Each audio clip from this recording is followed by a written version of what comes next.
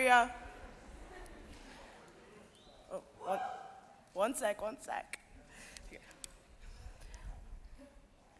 Welcome everyone to this year's opening of school celebration. It's going to be a great year, and to start things off, we're going to showcase some student talent. I'd like to invite Isaac Park to the stage to play the piano.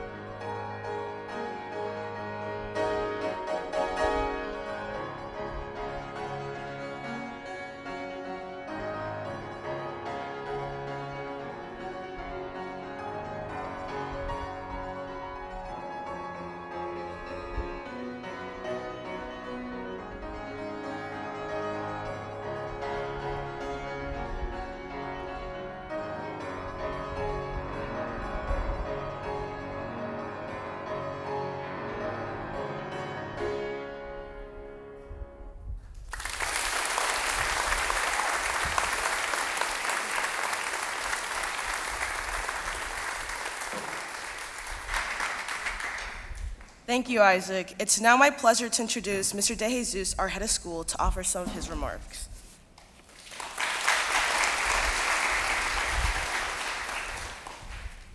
Good morning. Good morning. Come on, y'all. Good morning, Lake Forest Academy. That is a tough act to follow. Thank you, that was beautiful.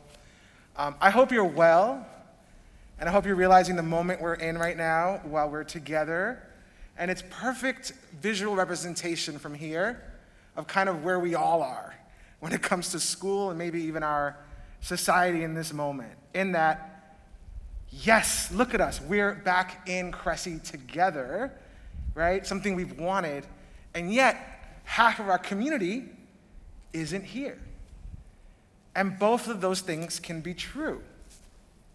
We can feel really good about the fact that I get to see you and people in actual eyes, at least, right, while I speak, and at the same time miss and hope for and look forward to the time, and they will come, when our whole community can be in one space. But today, for this moment, I want us to really celebrate this step that we're taking as a community, that it may not be all of us in Cressy, but here we are, and that maybe it's a fist bump and not the handshake, but alas, we'll be together out in the formal gardens, finally for the first time in my headship. And I, for one, am really, really happy and excited to be with you. And this is a moment I've looked forward to, and I'm grateful for. I remember talking to a couple of students, and one of them had mentioned and said, man, I used to not really like all-school meetings that much, right? Or morning meetings as much, but now, I can't wait. So I hope, and this is a message that I offer to the faculty and staff, that we can this year not take things for granted and really enjoy the moments that we have together, and really enjoy the little things as we kind of keep building one step at a time. Because this pandemic, sadly, is not in our past. It's not behind us. It's still with us. And we have reason for hope. We have reason for believing that our community is going to be able to come together, and we have hope for what I think is going to be a really, really beautiful year. I want to start by, first of all, thanking Firdaus, who's going to be an unbelievable all-school president.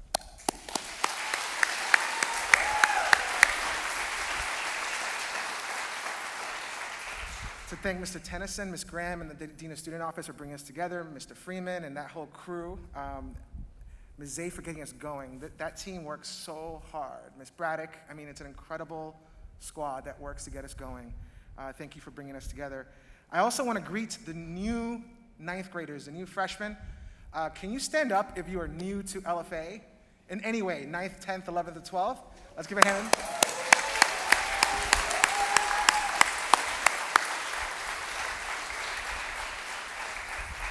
Thank you for choosing our school, even though you probably didn't really get a chance to see it. You didn't get to see us in action. You didn't get to see us in here, and here you are. You rock, and for those of you who are returning, make sure to look out for those who are starting new. How many of you are what are called freshmores, right? That's the new, or freshmores, the new term. How many of you were remote all of last year, and this is your first time here at LFA in person? Could you stand if you fit that category?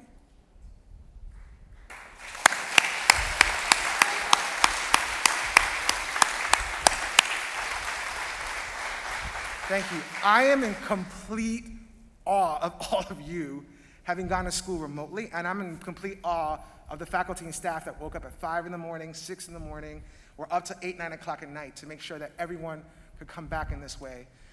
Thank you for coming back, and welcome and welcome again in its own way. And then finally, I'd love to see our seniors. Can you stand up?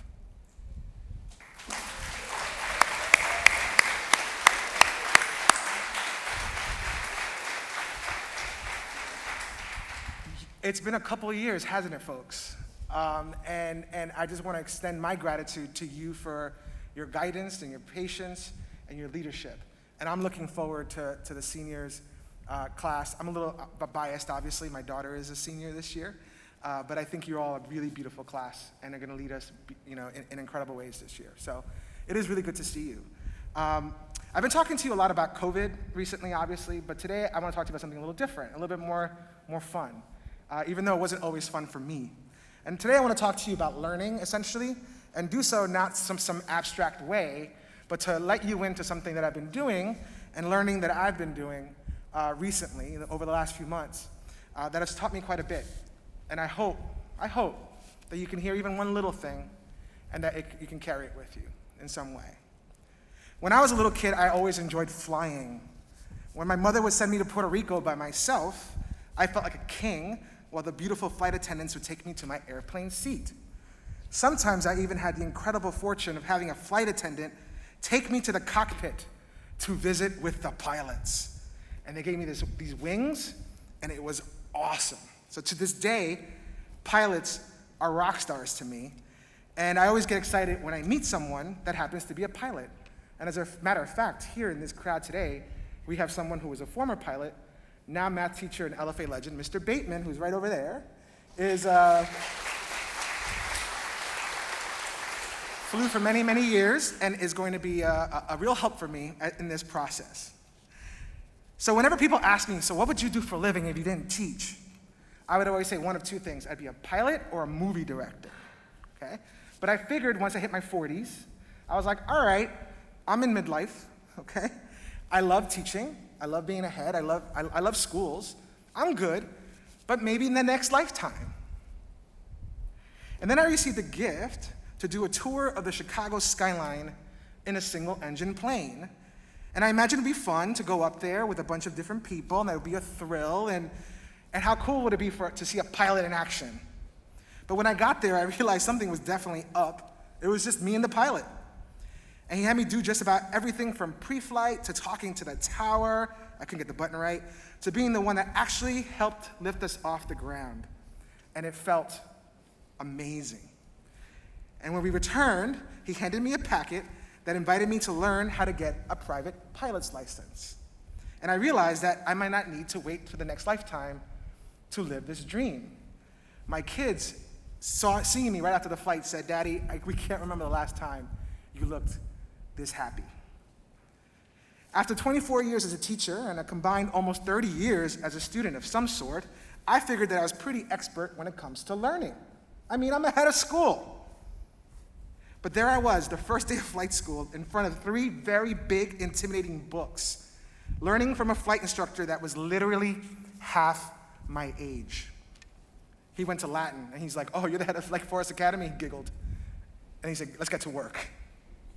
One of the greatest challenges of my life was ahead of me. So currently I'm pre-solo, which means that I am just short of being able to fly the plane by myself. I have a long way to go before I get my license, but in this moment I feel really reflective about what I've learned about learning.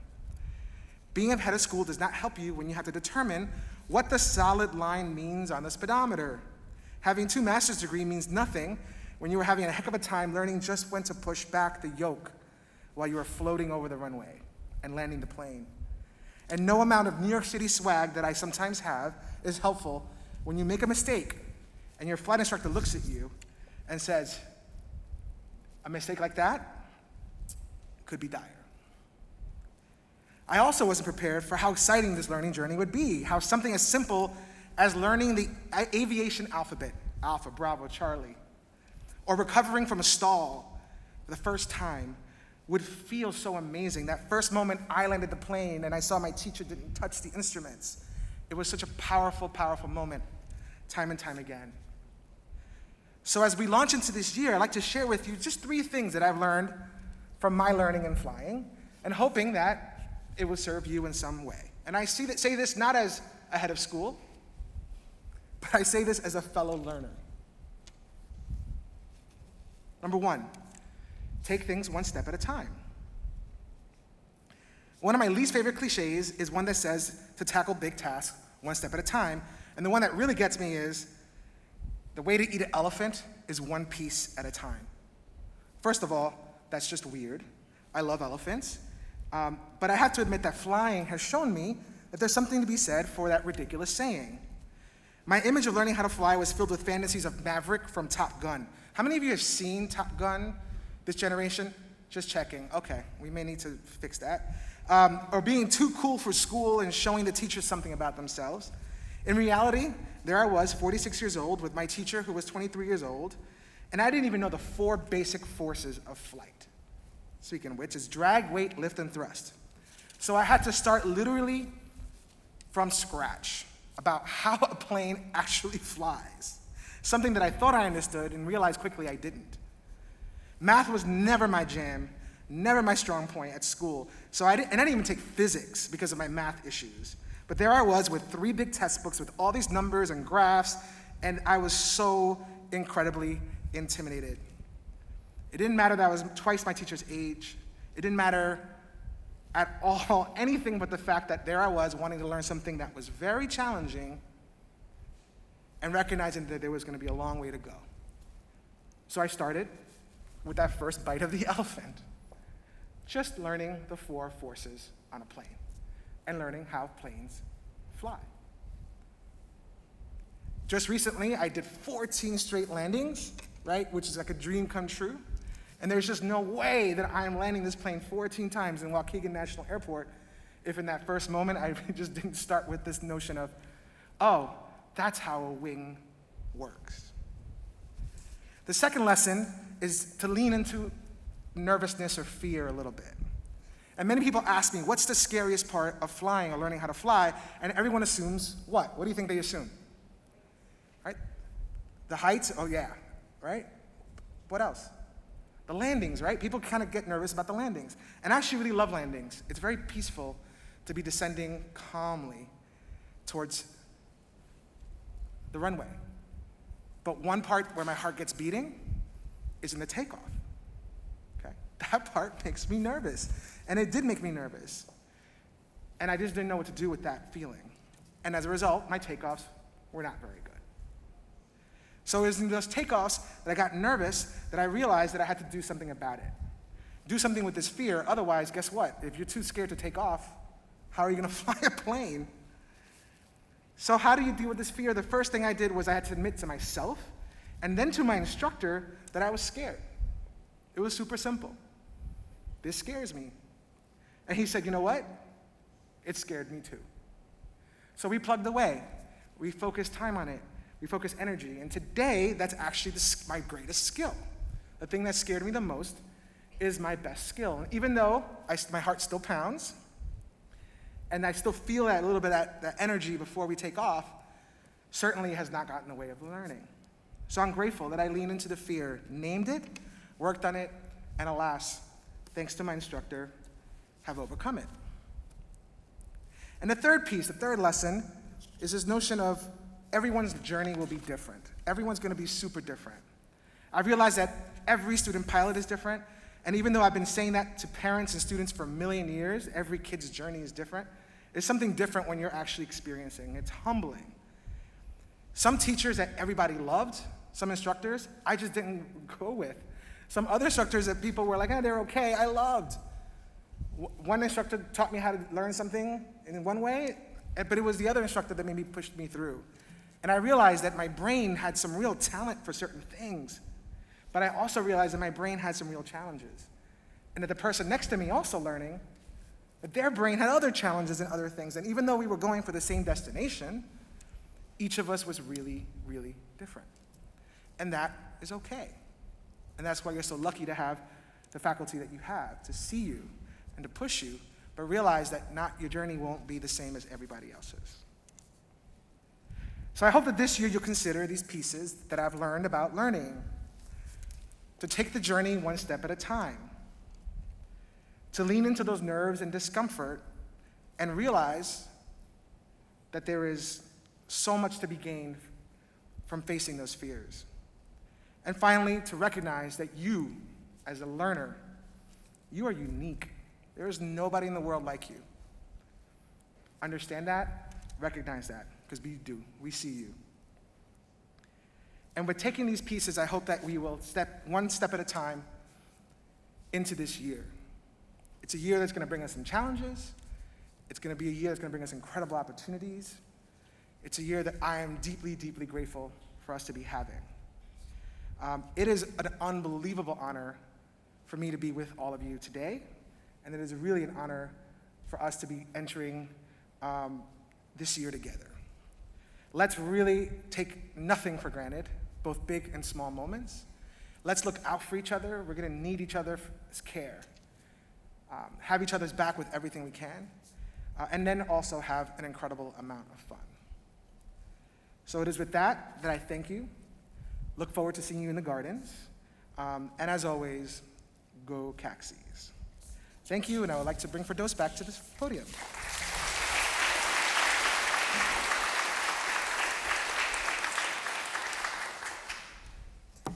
Hello, everyone. How are we doing? Okay. So I'm so glad we can, for the most part, all be in the same room and see each other and meet here for the first time since March 2020. And I can confidently say we've all come a long way from then. Whether you're a returning student that remembers having to walk the long way in the one-way hallways to avoid traffic during COVID, or be a new student whose first experience is seeing your new friends without their masks on for the first time, I'm excited to be a part of what this year has to offer. As the school year begins, it's important to realize that the final product of a successful year is only possible by building a community that preaches and practices inclusivity, pushing peers to better themselves before anything, prioritizing what matters to you, and surrounding yourself with ones who make you a better person every single day. Whether this means going out to brunch with friends or turning failures into learning opportunities in the classroom, take advantage of your time that you have as a student now to build your confidence as not only a student, but a person ready to take on what's to come in the real world. As a word of advice, being a senior myself, I look back to my first few years on campus and wish I didn't take a single second pre-pandemic for granted. Being able to fit like 15 girls in my room at once and talk all night over, like, I had this like fake fireplace on my laptop and we had like fire chats, but that was really fun, like if you were actually there. But yeah, that was on my laptop screen, and that's what turned my friends into sisters and made me realize how special of a place LFA really is. So take the little things and cherish them. Now I'd like to turn to each class and provide insight that I genuinely believe is worthwhile. Dear freshmen, I know you probably don't know where all of your classes are yet or what time practice is later today. It's probably around like 3:30 or something like that. But I promise you that in a matter of a few days that this will all seem so beyond you and with all you have going on. Let ninth grade be a new beginning for you and take advantage of this clean slate. Don't be afraid to sit with someone new in the classroom or even the lunchroom, as you never know who you can meet. Though grades aren't everything, begin building your GPA on a strong note that lays a solid foundation for your upperclassmen years to come. You'll be thankful you did this in a few years. Set up cycle meetings with your teachers in order to go over concepts that you may not have gotten the first time around and prove to them that you actually care about what you're learning. Okay, yeah. It's your chance to become a friendly and familiar face around campus, so do it now before you regret not doing it later. Sophomores, let this year be a year that you begin to experiment with interests that you plan to pursue in the future by taking new APs, signing up for spring break trips across the world as they expose you to the idea of being comfortable with the uncomfortable. Take time to yourself and your extracurriculars this year, as this may be one of the first times you've been especially challenged in schools. Oh yeah, and also don't stall on your sophomore student seminar project. Juniors, though I can only speak for myself, I can confidently say that I'm not the only one who can agree with this year being one of the most difficult years academically and even socially for some. As you're taking on the roles as current and future leaders of the school while simultaneously trying to pass 2 tests and a quiz alongside having your second meeting of the day and running to practice a few minutes later, it's gonna be a challenging year. Being one of the most challenging points of my life, I can also confidently say that I came out a better person at the end of the year, as this past year has taught me the utmost patience and responsibility that I could have ever learned, and I'll forever be grateful for that learning curve. Seniors, besides being the smartest, prettiest, most handsome, most athletic, most talented class to ever touch campus, and the last class currently on campus to have ever experienced a non-COVID year at LFA so far, I'm proud to say we've come a long way to finally get here, and I couldn't be more proud to be a part of such a welcoming group of kids to grow alongside for the past 3 years. Though I don't necessarily have any advice for you since we haven't experienced what's to come yet, such as applying for colleges or having a prom without snow in like April or May, I just want to take these last few months together and create memories that'll last a lifetime. As our last run, make it memorable by doing the little things that, like making an effort to leave your room and socialize, or going to each and every sports team on senior nights to make it as special for everyone who's put in the work to practice and play for the last 4 years. At the end of the day, thank you for shaping the class of 22 into what it has become, as it leaves a good impression on younger classes to follow in our footsteps. Finally, I'd like to collectively come together as students, faculty, and staff and go into the new year with a positive attitude that will last us the rest of the school year in effort to making this year one to remember. Thank you.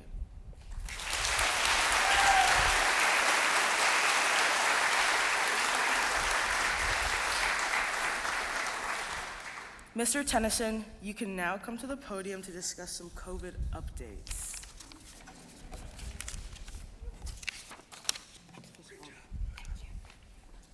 That was awesome. Thank you for those. And I get to be the storm cloud on an otherwise really great day. Just wanted to be able to quickly mention, we did this last year for returning students, and we were awesome. And this year for new students and everybody that's in this room and elsewhere, being outdoors this year will provide us some relief. However, this virus is very much still around us, and we have to remember that, and we have to remain vigilant. We know that our protocols and our guidelines will hold again. We feel very confident in that, but just wanted to very quickly remind you of some of the most important things that we can do as a community. Wear your mask indoors all the time. This is true everywhere you go, in a car, if it's not a family member, down at the gym, in locker rooms. We need to be able to do that. Although we're not requiring a daily symptom screen this year or temp checks, thank goodness. If you're not feeling well, please stay home. Please go see the health center.